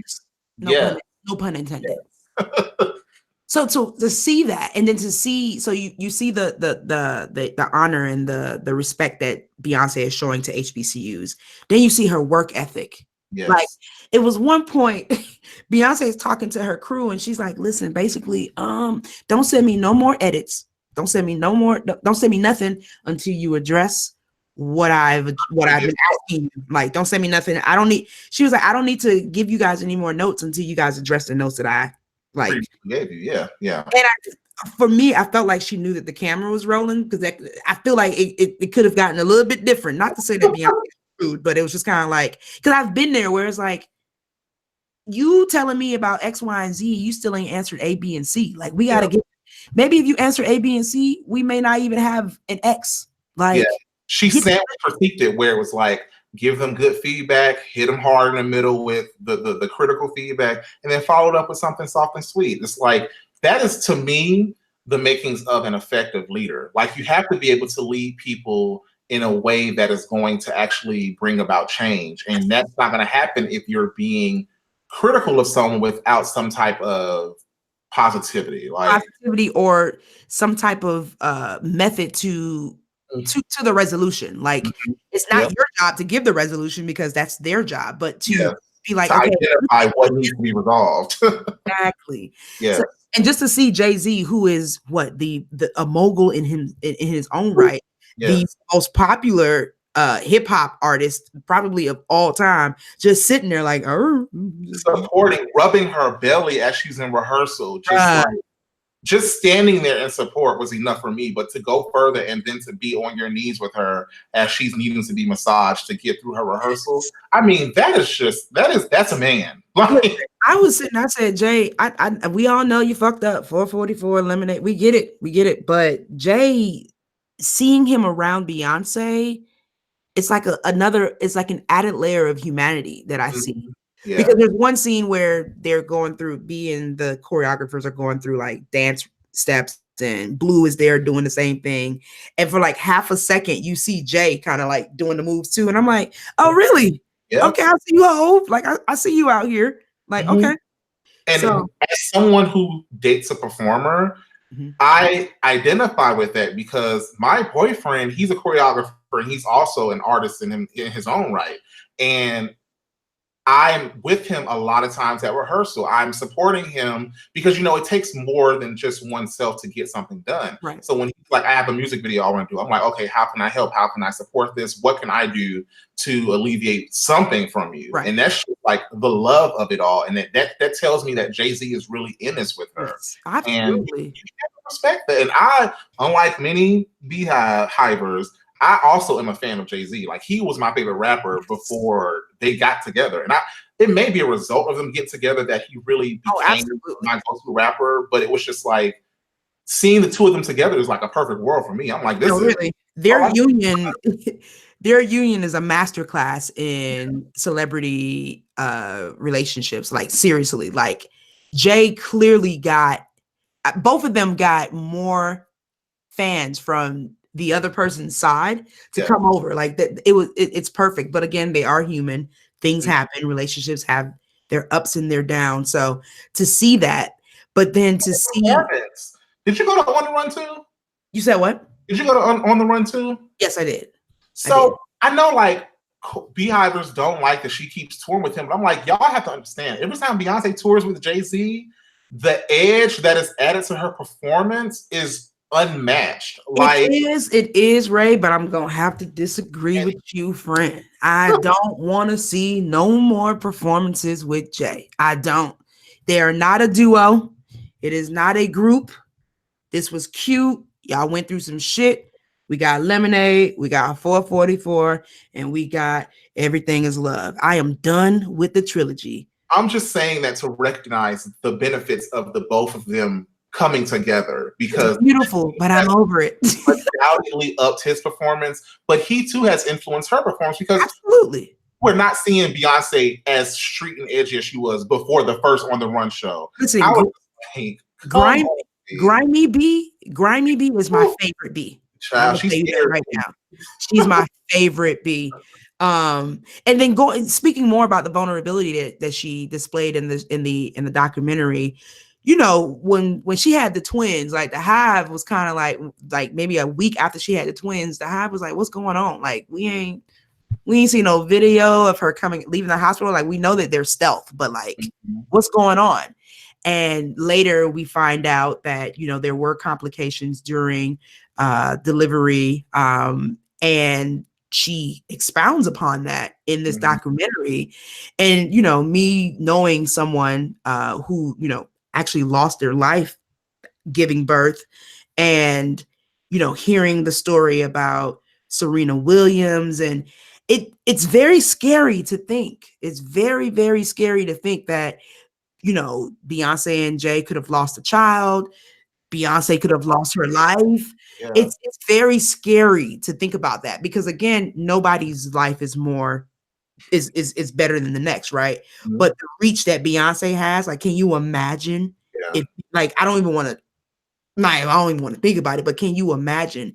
But to see how that didn't stop her from doing what she needed to do. because she explains like she was supposed to do Coachella 2017 and they got pregnant unexpectedly. That's the story that they're telling. I mean, yeah, but and then it was twins. Yeah. And she told Coachella soon after she announced that she was pregnant, hey, I know I was supposed to do this. I got y'all next year. Yeah. So, and the pregnancy, the delivery didn't go as she would have planned. So to couple that with, trying to get this Coachella show together. And can we discuss that layer too? Like, she told Coachella, she didn't do Coachella one year. In the immediate year following, turned that shit out. And while she was pregnant is when she conceived the idea for the 2018 Coachella, which means that she started this a year before she even started rehearsing. Yeah. So it's like this which makes me feel like the Coachella in 2017 wasn't gonna like what was that gonna be? What was that gonna be? Like on the run? It was, so, y'all would have been pissed. So Rumi and Sir, thank you. Thank you for your yes. Thank you for your contributions to this art. Appreciate you. I don't need to see you because I see you through your mother's work. That's it. That's all it. I need. So yes, like the behind the scenes, seeing the FAMUans, of course, seeing the HBCU alumni on the, talking about the show and their experience, and just the overall show was just, it was fucking amazing. I knew it was stamped once I saw the baddest was involved. I was like, you better go on in the deer. I see you, girl. Headliner. We try and do what we can. It's a thing. We can't help ourselves. Yeah. Yeah, it's really dope. Like the fact that we somehow brought, you know how we are as HBCU grads. Ain't no HBCU better than mine. And it's this conversation has in some way united us all. And we've become like really more so than we were before one community. And it's a beautiful thing. Like it's such a beautiful thing. It's such a beautiful thing. So, and the live album just, that's all I've been listening to all week. Like I can't, and I don't typically, there are very few live albums that I really like from any artist. And it's funny, Jay-Z's Unplugged is one of my favorite live albums. Yes. But to listen to this live album, for me, it's a little different because I was there. I actually was there and I saw this live experience as well. Yes, it's come to full circle for me. So it's definitely an opportunity to just reflect and be like just grateful. Like it's not even about boasting or being like, oh, I was literally grateful, because for me, I believe the best entertainer of all time is Michael Jackson. Like that's just, as much as I love B, as much as of a card carrying member of the Beehive that I am, I cannot take that away from Michael. But one of my, I don't have regrets, but one of the things that really bothers me is that I never got a chance to see him live just because of age. Like I didn't have the means when I was 11 to go to a Michael Jackson show. But so that's one of the main reasons why any opportunity that I get to see anyone that I love live, I take it, especially Beyonce. So to be there and to see this, I'm like, damn. And we knew it was going to be a good show, but we had no idea it was going to be that type of show. None. And sis kept that same energy for week 2. And then she, because she brought everybody. She brought out Destiny's Child. She brought out Solange. She brought out Jay. Like she knew that this was like a big. She brought out the people we wanted to see, because had I seen Nicki Minaj ass walk out there when she did Feeling Myself, I would have been over it. Just to be clear. But anyway. But that's a whole nother thing. But Beyonce is smart though. She's smart. Because Nicki was not there because this was the height of Cardi B. So even the guy who does what is the artist's name who does the Spanish song with her? Jay Blavin. Yes. So it's funny. I noticed that he's on the live CD, but he's not on the documentary, the visual part. And they did a good job, because I remember being there when they shot that live. B is on the main stage and Jay Blavin is like up closer to he's on the second stage. So I think that was how they were able to edit that because you still hear his voice. Oh, so he did do week 2. He did do week 2. Yes. Because in week 1 they were on the same stage together. Yeah, he did week 2. That's what I'm talking about. Like, he did week 2. And you know what? You might be right because I have to look at the video. He may have even been on the same stage with him. With her. I do not know how they were able to keep his voice on the actual video documentary, but not see him, not show his face. Wow. Because she actually, if you listen to the album, she actually she introduces him, Jay Blabbin, everybody, and he comes out, does his thing, and then goes. But on the actual documentary, you don't hear her introduce him. I don't think you hear her introduce him, but you definitely don't see him. But he's on the album, so you know. I saw Jay-Z when he came out for his feature performance. Speaking of which, wait a minute. Wait, you didn't see Jay? We barely saw him. We didn't see him as much as we saw him. You didn't see him as much. Yeah. But week 1, they did Deja Vu, but what we saw was it Deja Vu in the documentary? Yeah, Deja Vu was in the documentary. Yeah, it's there. Yeah, it was just such a well thought out. Very. It was great. It was great. So I don't know. What else can we say about Homecoming? I can go on and on about Homecoming. Like I can say it was amazing. Listen, Giggle Gang, if you have not watched Homecoming 1, I'm judging you, but it's cool. It's cool. You know, there's still time to make it up. It is on Netflix. I am hoping that she does sell this because, like we were saying, Beyonce's marketing crew, they probably sit in a room and be like, what can make people gag? Beyonce's marketing crew, listen, they are so shady.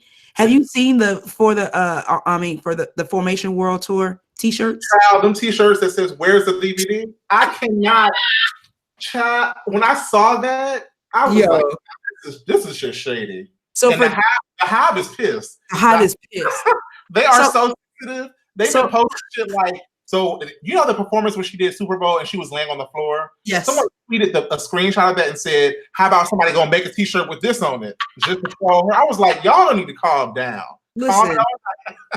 Listen. So for folks who don't know, typically when, back in the day, I say back in the day because it's been a while, Beyonce would do a show and then would have a DVD to accompany that show, or there would be some type of live performance or some type of deal with HBO or something to show that live performance. Since Formation World Tour, which is her 2016 tour. Take it back. Like, have we seen the Mrs. Carter tour? Yes. Yeah. Mrs. Footage. Yes.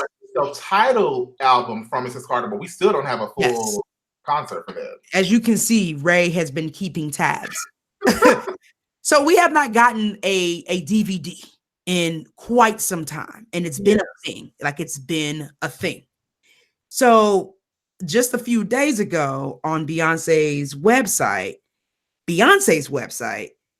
there is a t-shirt in 3 different colors that Beyonce is selling that says FWT, Formation World Tour. And basically on it says, where's the FWT DVD or what have you. And it's like, so you hear us, so you know. Getting on all her, because basically with the Hive, what they've been doing since Formation, every picture she posts or when she does anything, they always comment, "Where's the Formation World Tour DVD?" Yes. So she said, "Oh, okay, I'm gonna put this on the shirt and sell it back to y'all for $40, and I know you're gonna buy it." Right. So Beyonce, you know what? I have to say this: kick rock, sis. I don't really mean it. I don't really mean it. Real quick, I'm just upset. I'm regrouping. But Beyonce, fuck you. But I don't really mean it. I don't really mean it.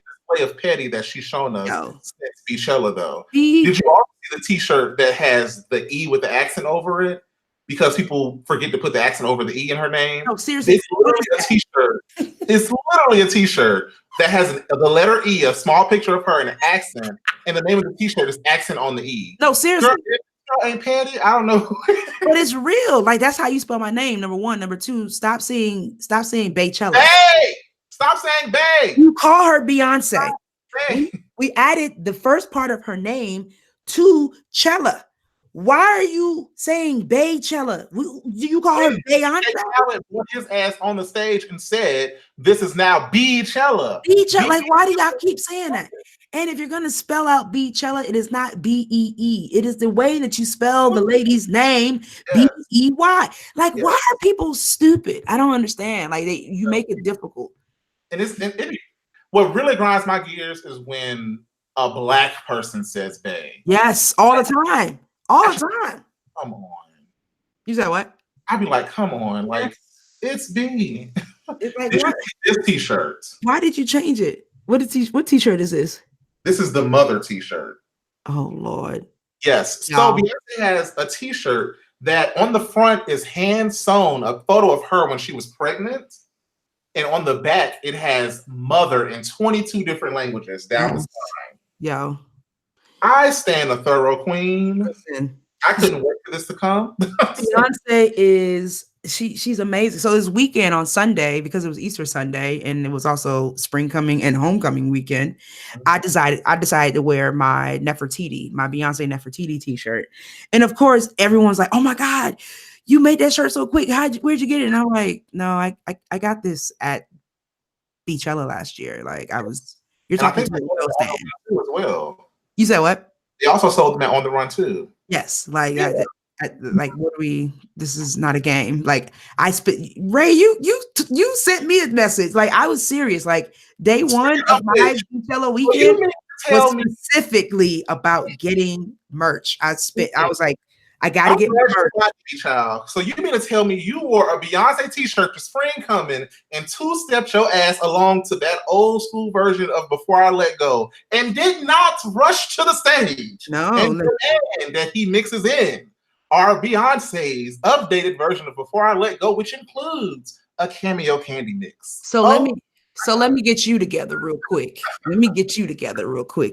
So that was Saturday. Saturday I had on a FAMU crew neck. Oh, okay. Shout out to HBCU Culture Shop. But yes, I had on that crew neck on Saturday. And yes, the DJ, oh my God, the DJ played Before I Let Go.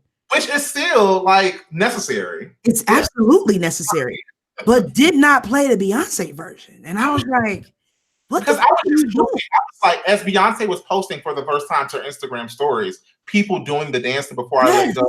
I was like, "Ooh, spring coming about to be up in this." I just knew it. But my DJ Commish on Sunday, did due diligence. Yes, thank God. And made up for the other DJ. I'm not even gonna say the other DJ's name because I don't want to be blamed or accused of slander. But I was like, "Bruh, what the fuck are you doing?" How? Commish did what you are supposed to do. He played Before I Let Go.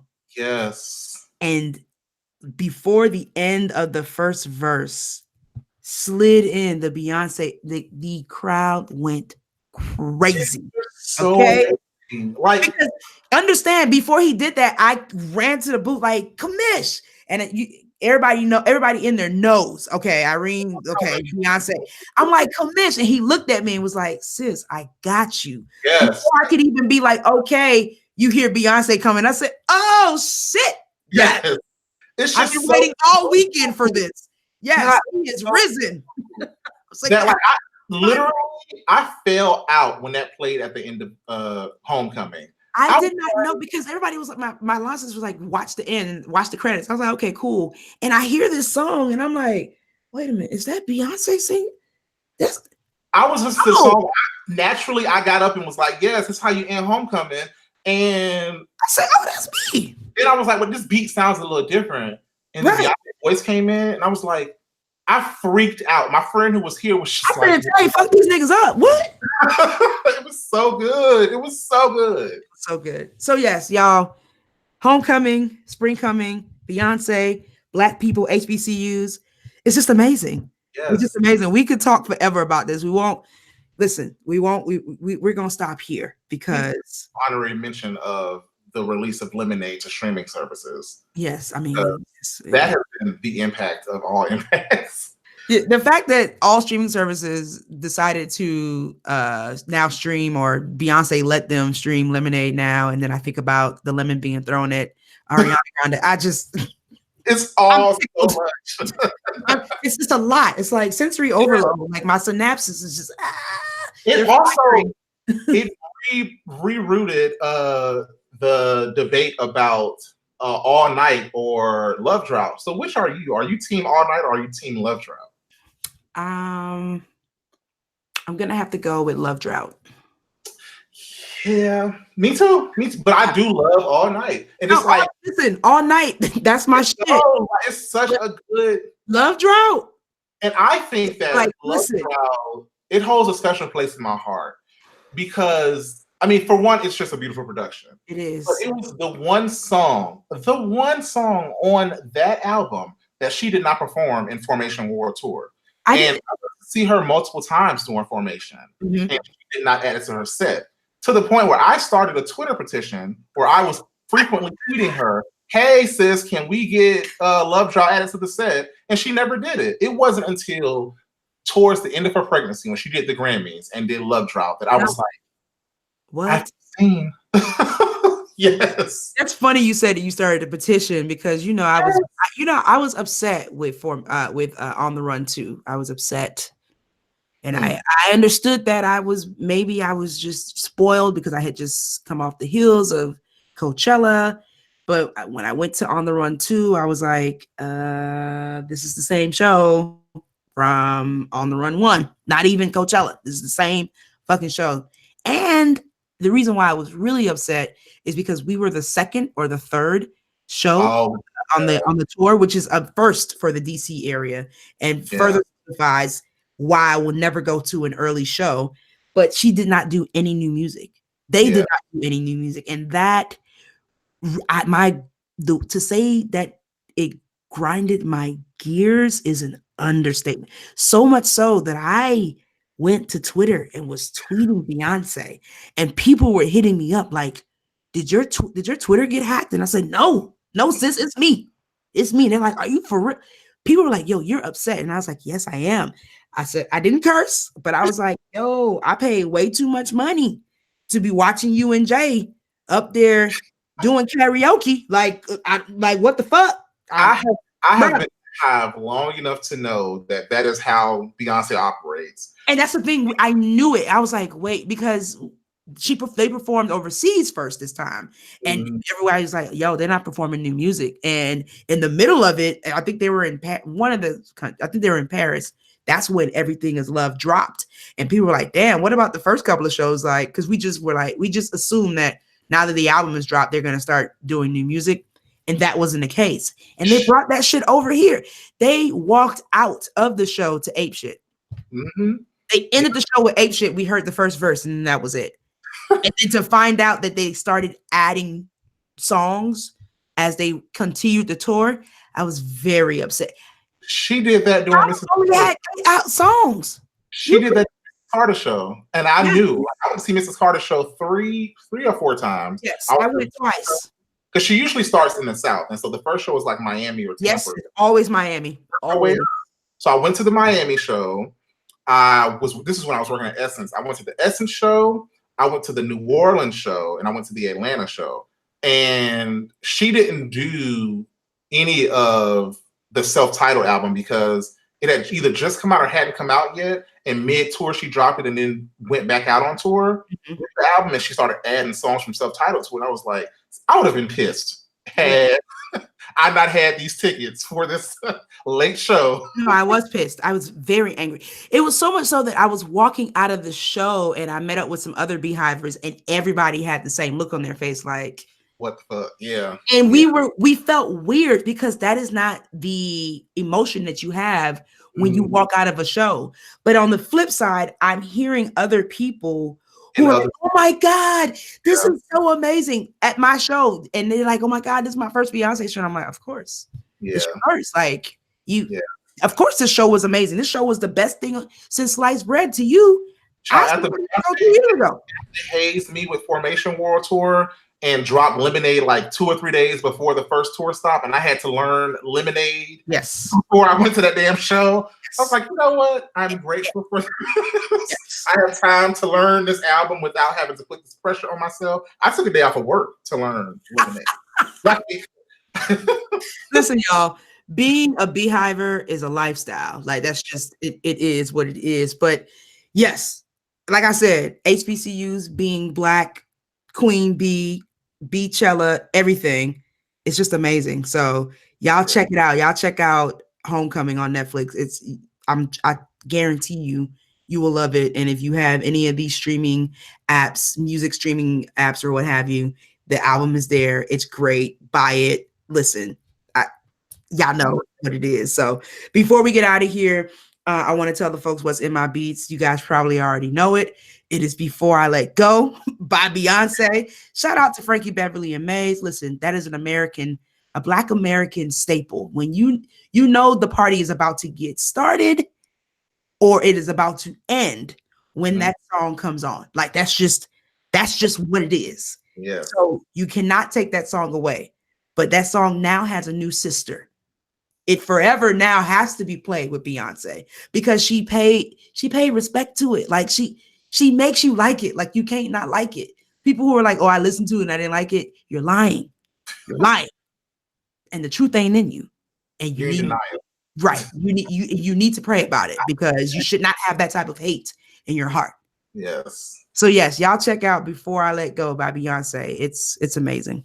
Yes. So yes, yeah, I told y'all it's a bop. I told y'all it is a bop. That was Before I Let Go by Beyonce. Listen, when that nigga said, 18, fuck them niggas up. I said, oh shit, wait, what we doing? And then a bounce beat pops in, and then Candy undertone. And then she gives us a dance shuffle.